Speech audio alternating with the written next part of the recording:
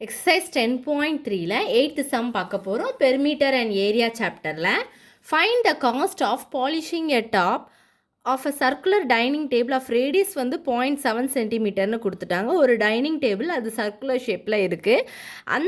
அது பாலிஷ் பண்ணுற அந்த காஸ்ட் வந்து எவ்வளவு அப்படின்னு சொல்லி top of a circular dining table அந்த காஸ்ட் வந்து எவ்வளவு, find the cost of a polishing a top of circular dining table அந்த காஸ்ட் வந்து எவ்வளவுன்னு சொல்லி தான் கேட்டிருக்காங்க. அதோட ரேடியஸ் வந்து அவங்களே கொடுத்துட்டாங்க 0.7.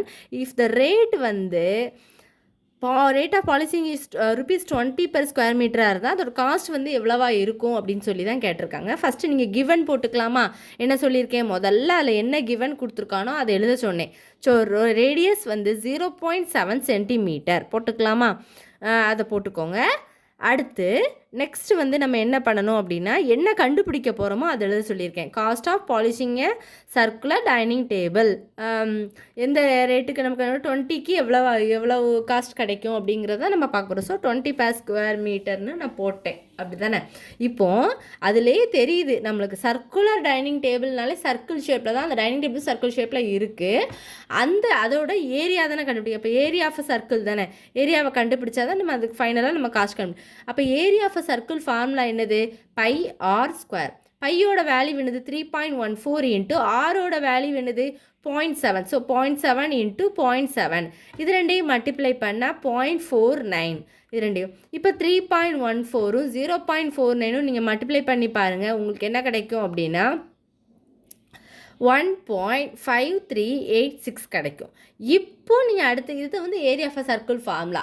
நீங்கள் வந்து பைடி பெர்மீட்டர்லாம் போட்டக்கூடாது, இதுக்கு ஏரியா போட்டால் தான் உங்களுக்கு சர்க்கிள்னு அதில் தெரியுது. அப்போ நீங்கள் area of a circle formula போட்டாலே ஈஸியாக கண்டுபிடிச்சிடலாம்.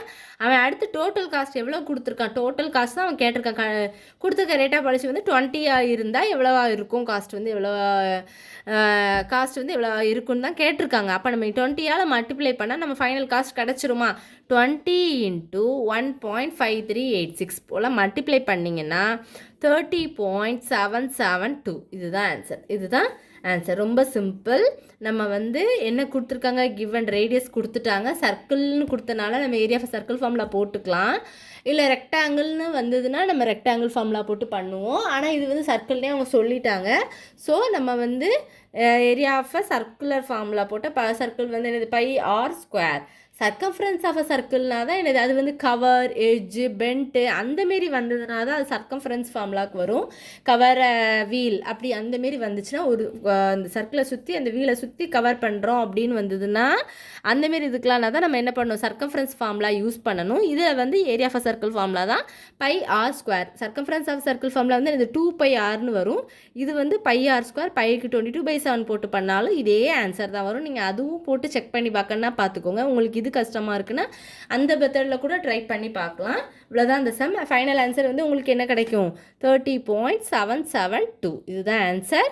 எதுவும் டவுட்ஸ் இருந்தால் கண்டிப்பாக கேளுங்க ஸ்டூடெண்ட்ஸ், போட்டு பாருங்கள். நீங்களாவே வேறு இந்தமாரி மாடலில் கொஷின் இதே மாதிரி தான் இருக்கும். அதில் சம் ரேடியஸ்க்கு பதில் வேறு 0.4 இதுக்கு பதில் 30 இந்தமாரி நீங்களாக ட்ரை பண்ணி பாருங்கள். இப்படி தான் அவன் கொடுப்பான். நம்பரு, ரேடியஸு இல்லைனா டயமீட்டர் கொடுத்து நம்மளுக்கு ஃபார்முலாவில் ரேடியஸ் வேணுங்கனால நம்ம அதை 2ஆல் டிவைட் பண்ணி அப்படி போடுற மாதிரி தான் இருக்கும். ஸோ நீங்கள் ப்ராக்டிஸ் பண்ணுறதுக்கு கண்டிப்பாக நீங்கள் வேறு நம்பர் போட்டு ட்ரை பண்ணி பார்த்தீங்கன்னா உங்களுக்கு நல்லா ப்ராக்டிஸ் ஆயிரும். டவுட்ஸ் இருந்தால் கேளுங்க. தேங்க்யூ.